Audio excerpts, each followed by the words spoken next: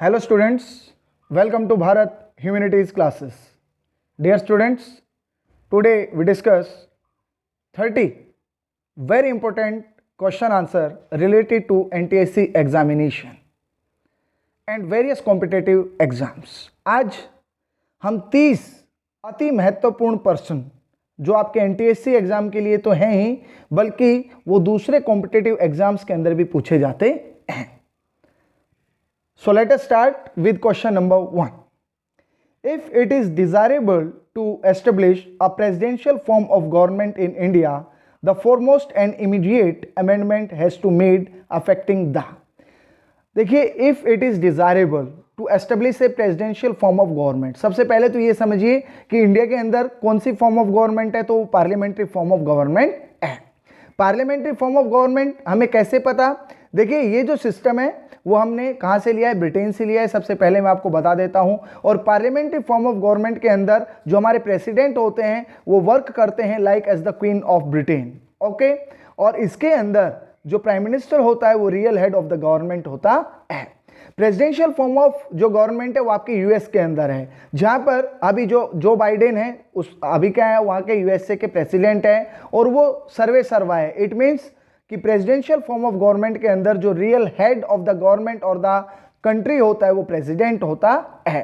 तो इसमें ये क्वेश्चन पूछ रखा है कि अगर हम मान लेते हैं कि भारत के अंदर हम राष्ट्रपति जो अध्यक्षात्मक सरकार है, हाँ, वो अगर स्थापित करना चाहते हैं तो सबसे पहला हमें क्या करना पड़ेगा?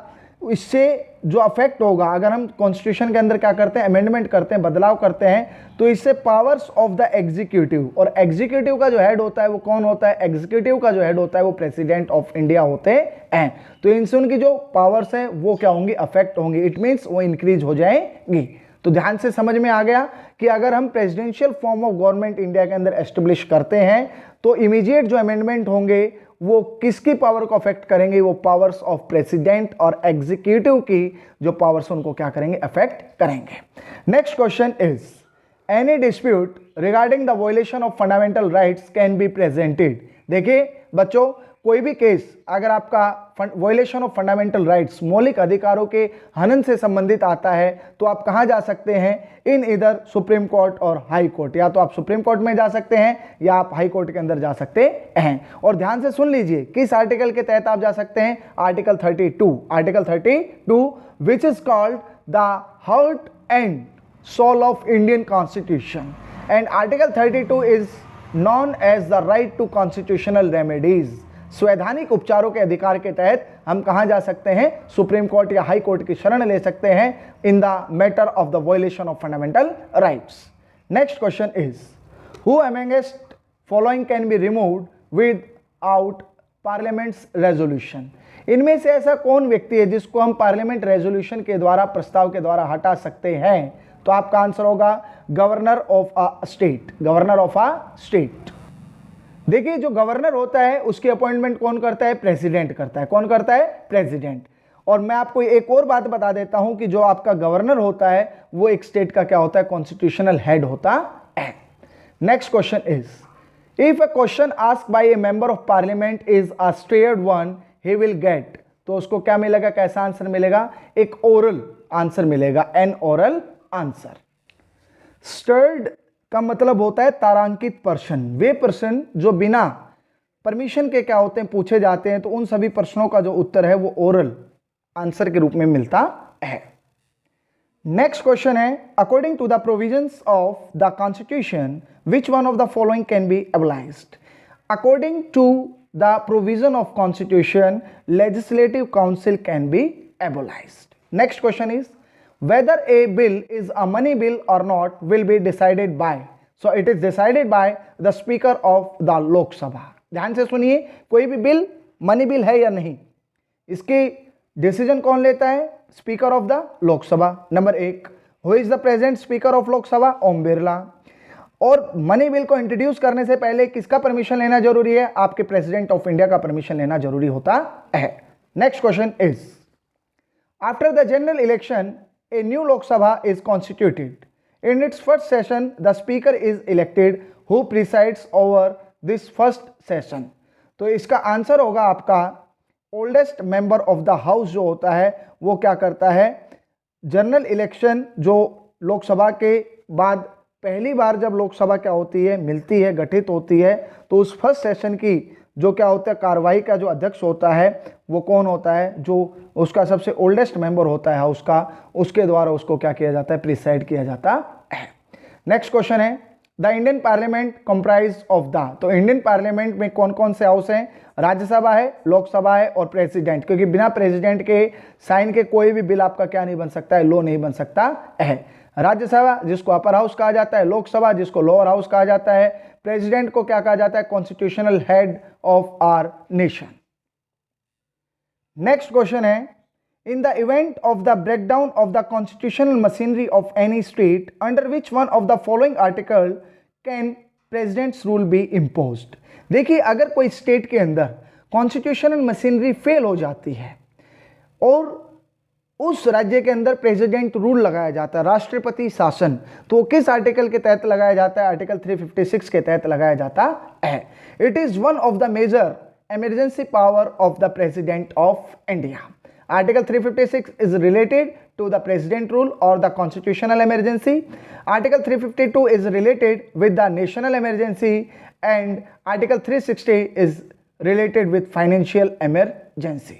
ये वीडियो बहुत ही इंपॉर्टेंट है, चाहे आप एनटीएससी की तैयारी कर रहे हैं, चाहे आप कोई भी कॉम्पिटिटिव एग्जाम की तैयारी कर रहे हैं, ये एनडीए के अंदर भी इसी प्रकार के क्वेश्चंस क्या है पूछे जाते हैं। नेक्स्ट क्वेश्चन है which one of the following has got most effective provision towards the establishment of socio economic justice in India. Bharat के अंदर सामाजिक आर्थिक न्याय को स्थापित करने के लिए अब यहां पर आपके देखिए राज्य के नीति निर्देशक सिद्धांत जो हैं, directive principles of state policy, ये चैप्टर नंबर 4 के अंदर है, आर्टिकल 36 से और 51 तक क्या है इनका वर्णन है। नेक्स्ट क्वेश्चन है which one of the following is A national political party of India. तो ये आपकी CPI communist Party of India है, ये भारत की क्या है, एक नेशनल पॉलिटिकल पार्टी है। आज हमारे देश के अंदर 8 जो है वो मेजर नेशनल पॉलिटिकल पार्टी है, जिसके अंदर INC, BJP, Communist Party of India, Communist Party of India, Marxist, Bahujan Samaj Party, nationalist Congress party जैसी महत्वपूर्ण क्या है पार्टियां हैं। Next question which of the following is a member of the SAARC.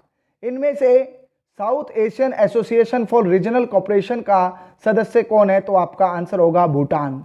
SAARC के अंदर टोटल कंट्रीज कितने हैं बच्चों, 8 कंट्रीज है, ये भी आपको क्या रखना है, ध्यान रखना है।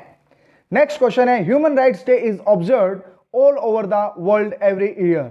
मानव अधिकार दिवस हम कब मनाते हैं, 10 दिसंबर। कब मनाते हैं, 10 दिसंबर। Next question is individual liberty is best reflected in a. व्यक्तिगत स्वतंत्रता अगर आपकी कहीं रिफ्लेक्ट होती है तो आपका वेलफेयर जो स्टेट होता है उसके अंदर क्या होती है, रिफ्लेक्ट होती है। एक कल्याणकारी राज्य के अंदर ही स्वतंत्रता को महत्व मिलता है। नेक्स्ट क्वेश्चन है universal adult franchise makes a government, तो इसका आंसर होगा मोर रेस्पॉन्सिव। अब यहां पर ये समझिए कि यूनिवर्सल एडल्ट फ्रेंचाइज होता क्या है। It means that every adult of the world has right to vote without any discrimination. सार्वभौमिक वयस्क मताधिकार का अर्थ है कि दुनिया के जितने भी वयस्क नागरिक हैं उनको बिना किसी भेदभाव के क्या दिया जाए, वोट डालने का अधिकार दिया जाए। यहां पर एक इंपॉर्टेंट क्वेश्चन मैं बताता हूं कि सबसे पहले न्यूजीलैंड ने सबसे पहले अपने सभी नागरिकों को क्या दिए थे, मौलिक अधिकार दिए थे 1893 के अंदर। यह भी आपको क्या रखना है, याद रखना है कि 1893 में न्यूजीलैंड ने क्या किया था, अपने सभी नागरिकों को वोट डालने का अधिकार दिया था। नेक्स्ट क्वेश्चन है in dictatorship executive is responsible to, तो इसमें आ जाएगा नो वन। देखिए डिक्टेटरशिप का मतलब होता है तानाशाही, डिक्टेटरशिप का मतलब होता है अधिनायक तंत्र। ये हिंदी के कुछ वर्ड्स हैं जो मैं आपको बता रहा हूं। In dictatorship executive power, legislative power और जो आपकी कौन सी होती है जुडिशरी पावर होती है, वो सब एक ही व्यक्ति के हाथ में होती है। दुनिया के कुछ जो आपके सबसे फेमस जो डिक्टेटर रहे हैं वो कौन कौन है, आपके मुसोलिनी हैं, Benito Mussolini from Italy, who was the founder of fascism ideology, and one was the Adolf Hitler who was the founder of Nazism ideology. At present आपके नॉर्थ कोरिया के अंदर जो कौन है, Kim Jong Un, north Korea के जो dictator हैं। तो ये डिक्टेटर का मतलब होता है कि उस कंट्री के अंदर ना तो सेपरेशन ऑफ क्या होता है, पावर होता है, और जितनी भी पावर्स होती है वो वेस्टेड होती है in the single hand. Next question है while casting her vote in any election a women exercise her. तो राइट टू वोट क्या होता है? एक पॉलिटिकल राइट होता है। ये आपको क्या रखना है? लर्न रखना है। नेक्स्ट क्वेश्चन है, in India states drive their power from the. राज्यों की जो शक्तियां हैं वो अपनी कहां से प्राप्त करते हैं? वो कॉन्स्टिट्यूशन ऑफ इंडिया से क्या करते हैं? प्राप्त करते हैं। देखिए देश का जो क्या चलता है, शासन चलता है, वो देश के संविधान के द्वारा क्या होता है? चलता है। नेक्स्ट क्वेश्चन है, how many representatives for Vidhan Sabha of UP are elected from the teachers constituency? आपका आंसर होगा 8। देखिए जो 8 आपके क्या हैं?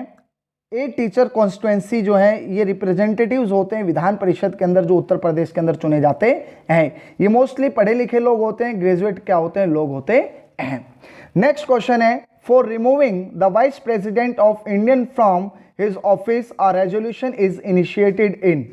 देखिए अगर आपको अपने देश के वाइस प्रेसिडेंट को हटाना है, सपोज कीजिए वेंकैया नायडू जो at present vice president of India है, अगर उनको हटाना है तो उसका इनिशिएटिव कौन ले सकता है? तो देखिए द राज्यसभा। क्यों? क्योंकि राज्यसभा का को ऑफिशियल चेयरमैन कौन होता है? The vice president of India. हमारे देश के जो राष्ट्रपति होते हैं वो राज्यसभा के सभापति के रूप में कार्य करते हैं और उनका वेतन भी एज ए को ऑफिशियल चेयरपर्सन ऑफ राज्यसभा के रूप में ही क्या होता है? प्राप्त होता है। जितने भी क्वेश्चन है उनको एक एक को क्या रखना है? ध्यान से सुनना है और उनको समझ के याद करना है। अगर वीडियो अच्छी लग रही है तो वीडियो को लाइक और चैनल को क्या करना है? सब्सक्राइब, और बेल आइकन को क्या कर लेना है? प्रेस, ताकि जब भी कोई नई वीडियो अपलोड हो तो आपको तुरंत क्या मिल सके? नोटिफिकेशन मिल सके। नेक्स्ट क्वेश्चन है, which of the following has a lieutenant governor. देखिए उपराज्यपाल कहाँ के होते हैं? जो केंद्र शासित प्रदेश होते हैं, और यहाँ पर जो आपका यूटी है वो आपका क्या है? दिल्ली है। तो आपका आंसर क्या हो जाएगा? A option. नेक्स्ट क्वेश्चन है, which one of the following fundamental right has been ensured to the citizen of India. तो इनमें से जो आपका सबसे इंपॉर्टेंट है वो है टू फॉर्म एसोसिएशन और यूनियन। देखिए article 19A B C D and E F ये आपके 6 फंडामेंटल फ्रीडम्स हैं जो आर्टिकल 19 के द्वारा हमें क्या है? मिली हुई हैं। आपको ये ध्यान रखना है। नंबर 1 बात। नंबर 2 बात, क्वेश्चन में क्या पूछा गया है कि which one of the following fundamental rights has been ensured to the citizen of India. तो हायर एजुकेशन का कोई फंडामेंटल राइट नहीं है, एम्प्लॉयमेंट का कोई फंडामेंटल राइट है, to buy and sell property ये आपका लीगल राइट है, फंडामेंटल राइट नहीं है। तो ये आप जो संघ या समुदाय बना सकते हैं ये आपका क्या है? फंडामेंटल राइट है, जो आर्टिकल 19 के एक सेक्शन के द्वारा आपको क्या है? प्राप्त है। नेक्स्ट क्वेश्चन है, by parliament we mean. Parliament से हमारा अभिप्राय है Lok Sabha, Rajya Sabha and the president of India. Next question है, who appoints the ad hoc chief justice of a high court. Ad hoc chief justice of the high court is appointed by the president of India. Next question है, in the panchayati raj system the panchayat samiti is constituted at. देखिए आपका answer हो जाएगा block level. ये block level के ऊपर आपकी क्या करती है? पंचायती जो समिति है, पंचायत समिति वो क्या करती है? काम करती है। इसको ब्लॉक समिति भी कहा जाता है, खंड समिति भी कहा जाता है। और पंचायती राज सिस्टम के अंदर 3 लेवल होते हैं। जिला परिषद होता है, 2 पे आपका ब्लॉक लेवल होता है, और तीसरा आपका क्या होता है? जो आपका विलेज लेवल होता है, सॉरी विलेज लेवल के ऊपर आपकी क्या होती है? ग्राम पंचायतें होती हैं। तो ये भी आपको क्या रखना है? लर्न करना है। पंचायत समिति कौन से लेवल पे काम करती है? ब्लॉक लेवल पर।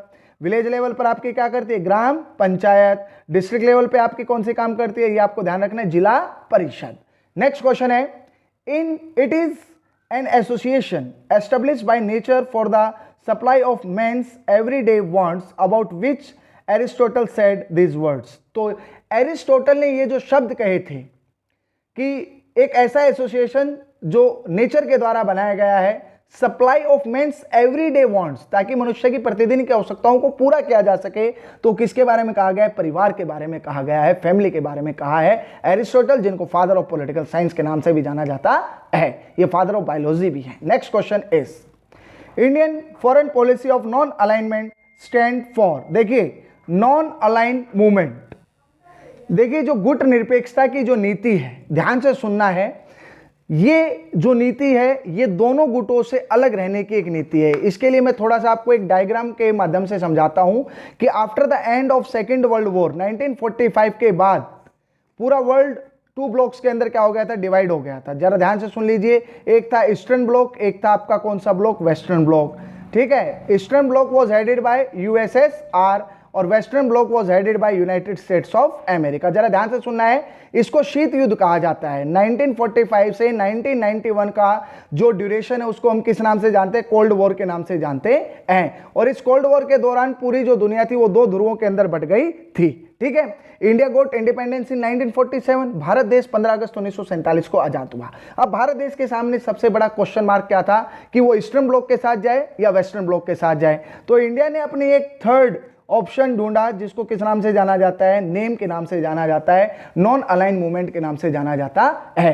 5 कंट्रीज ने मिलकर, 5 कंट्री कौन कौन से थे? इंडिया था, इंडोनेशिया था, घाना था, इजिप्ट था और यूगोस्लाविया। ये 5 कंट्रीज ने मिलकर नेम को क्या किया? एस्टेब्लिश किया। और नेम की जो पहली मीटिंग हुई थी वो 1961 के अंदर बेलग्रेड में हुई थी। कहां पर हुई थी?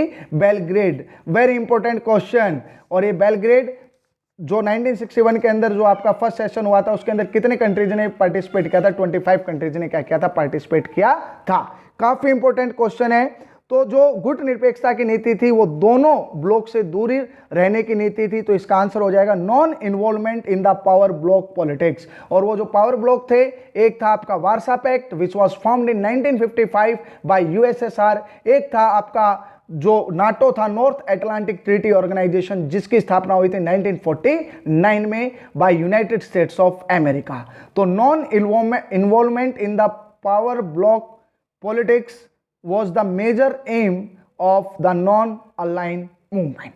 Next question is, a subject is said to be in the concurrent list when a law can be passed on it by, तो आपका आंसर हो जाएगा, जरा ध्यान से सुन लीजिए, the central and the state government. बहुत देखिए बच्चों, कॉन्करेंट लिस्ट के अंदर एट प्रेजेंट कितने सब्जेक्ट्स हैं? 52 सब्जेक्ट्स हैं। सबसे पहली बात तो ये ध्यान दीजिए, concurrent list, education is the part of concurrent list. Okay, देखिए कॉन्करेंट लिस्ट के ऊपर जितने भी सब्जेक्ट्स दिए हुए हैं इनके ऊपर both government have right to make the laws. आपकी सेंटर और स्टेट गवर्नमेंट दोनों ही क्या बना सकती? कानून बना सकती है। लेकिन मान लीजिए कि दोनों सरकारों के द्वारा बनाए गए नियमों कानूनों के बीच में मतभेद होता है, तो अंतिम जो निर्णय होगा वो किसका स्वीकृत होगा? वो सेंट्रल गवर्नमेंट के द्वारा बनाया गया ही क्या होता है? फाइनल होता है, इंप्लीमेंट होता है। नेक्स्ट क्वेश्चन है, who among the following person is acknowledged as the father of the Indian Constitution। देखिए, father of Indian constitution, architect of Indian constitution, doctor Bhimrao Ambedkar. Bhimrao Ambedkar was the chairman of the drafting committee who was formed on 29th of August 1947। ध्यान से सुनिए, drafting committee 29 अगस्त 1947 को बनी, जिसके chairperson कौन थे? Doctor Bhimrao Ambedkar. और यही कारण है कि उनको क्या माना जाता है? जो ड्राफ्ट इंडियन कॉन्स्टिट्यूशन का उन्होंने प्रिपेयर किया था, इसलिए उनको architect of the Indian constitution कहा जाता है। Next question is, when a money bill is passed by the Lok Sabha but not returned by the Rajya Sabha within 14 days of its receipt, तो इसका answer होगा it is deemed to have been passed by the both of the houses। देखिए, money bill को केवल introduce कहां किया जा सकता है? मेरे शब्द ध्यान से सुनिए, जो आपका धन विधेयक है, जो आपका मनी बिल है, उसको केवल इंट्रोड्यूस कहां पर किया जा सकता है? केवल लोकसभा के अंदर किया जा सकता है। कहां पर किया जा सकता है? लोकसभा। अगर लोकसभा उसे पास कर देती है तो 14 दिन के लिए केवल राज्यसभा उसको क्या कर सकती है? डिले कर सकती है। Only 14 days Rajya Sabha has power to delay the money bill only for 14 days. अगर वो उसको वापस भी करते हैं तो 14 दिन के अंदर अगर सेम बिल वही पास होकर राज्यसभा के पास पहुंच जाता है तो फाइनली वो प्रेसिडेंट की टेबल पर पहुंच जाएगा और president have to sign on that bill and the money bill is passed. तो मनी बिल के मैटर में लोकसभा के पास सारी शक्तियां होती हैं, राज्यसभा केवल उसे 14 दिन के लिए क्या कर सकती है बच्चों? डिले कर सकती है। ये क्वेश्चन आपके एनटीएससी में, इनमें से काफी क्वेश्चन आपके एनटीएससी के जो प्रीवियस ईयर एग्जामिनेशन है उनमें पूछे जा चुके हैं। हर एक क्वेश्चन को अच्छे से क्या करना है? लर्न करना है। So dear students, today we discuss most important 30 question answer for NTSC examination and various competitive examination. Like this video, share this video among your friends and subscribe Bharat Humanities classes. Jai Hind, Jai Bharat.